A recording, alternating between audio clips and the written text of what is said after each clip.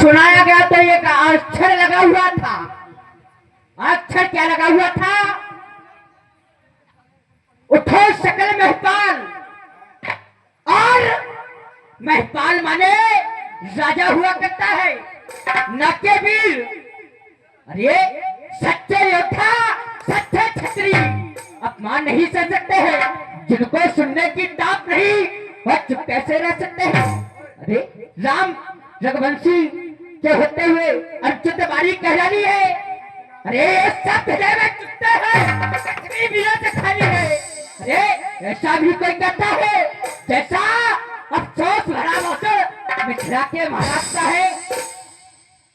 अरे जिस दिन न रहेंगे पृथ्वी पर भी, पृथ्वी माँ का क्या होगा? जब परदेसी राजा राज करे तो धरती माँ का क्या होगा? अगर छोटी छोटी नदियों में मुक्ति मिलने लगे तो उस गंगा माँ का क्या होगा? परदेसी राजा राज करे तो धरती माँ का क्या होगा? अरे जल को थल कर दू, थल को जल कर दू, ले आऊं तार सितारों को सुरमे की तरफ पीस डालूं पृथ्वी और पहाड़ों को। फिर ये धनुष तो क्या है घिसा पिता? अरे तिनके से क्या गिनती में है? सैकड़ों कोस तक ले चलूं, इतना तो बल उंगली में है। अरे मेरा स्वाद तो कुछ ऐसा है, अपमान न मुझे गौरा है कृपा गुरु के चलो की बल और प्रताप तुम्हारा है। अरे अपमान त्याग कर कहता हूँ, आदेश आपका पाऊं मैं, इस धन्यवाद की क्या मिसाल सारा प्रमाण उठाऊं मैं।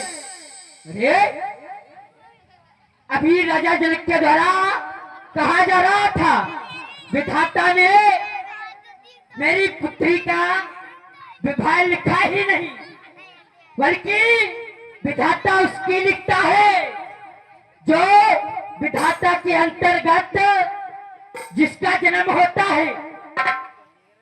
और सीता प्रकट हुई है तो विधाता लिखता कैसे? और 9वीं तिथि में सीता का जन्म हुआ है तो विवाह उसके साथ ही होगा जिसका जन्म 9वीं तिथि में हुआ होगा।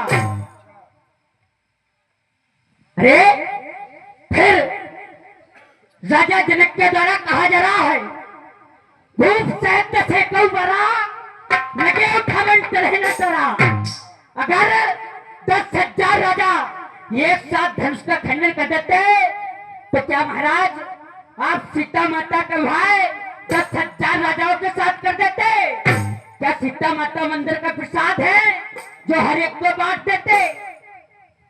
अरे जो न करो पक्षपत पुन्ना धनु हो धनाथ नाथ ये प्रथनु उलट देव ब्रह्मांड।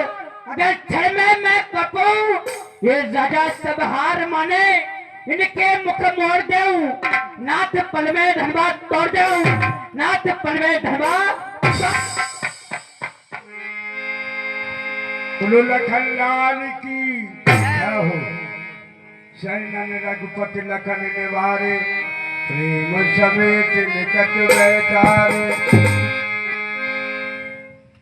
अनुज लक्ष्मण, तुम्हें इस तरह से तीक्ष्ण वाणी का प्रयोग नहीं करना चाहिए, क्योंकि विधिराज हमारे पिता के समान हैं। जब इनकी पहली आमदाई पर आए थे तो विधिराज ने कहा था, कहो नाथ सुंदर दो बालक। हमें बालकों की उपमा दी थी। और इस बात को जानते हो भैया लक्ष्मण, जिस पिता की पुत्री की बारात दरवाजे से लौट जाए उसके माता पिता को बड़ा ही कष्ट होता है। इसलिए अनुज लक्ष्मण, तुम अपने मन में धीरे धारण रखो, क्योंकि हमारे परम पूज्य गुरुदेव के आदेश नहीं मिला है कि बेटा राम इस कार्य को तुम करो, क्योंकि माता पिता ने कहा था बेटा राम जो तुम्हारे गुरुदेव तुम्हें आज्ञा देंगे वही कार्य करना, बिना गुरु की आज्ञा के बिना कोई कार्य नहीं करना। इसलिए ऐसी गुरुदेव की अनुमति प्राप्त नहीं हुई है मुझे, इसलिए मैं इस कार्य को नहीं कर सकता हूँ, असमर्थ हूँ कार्य करने में। लखन तुम शांत हो बैठो, वृथा क्यों क्रोध करते हो?